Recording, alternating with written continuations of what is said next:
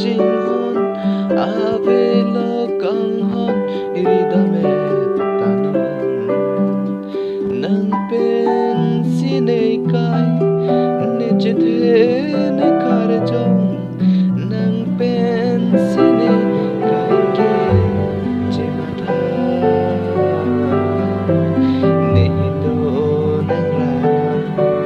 ne do ne kar jong kai ke sing ve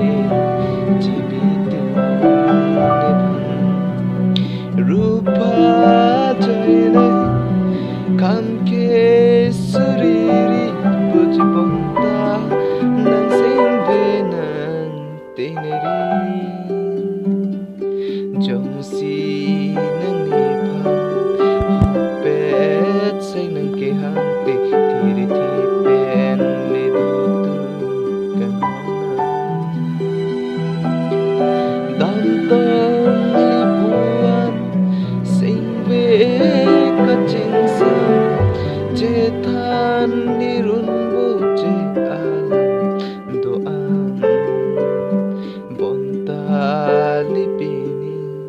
je than son anta sing ve hon được cho alam ne hello nang ranam nang hello ne kar jong pu kai ke tane sing ve je mata nang pensi ni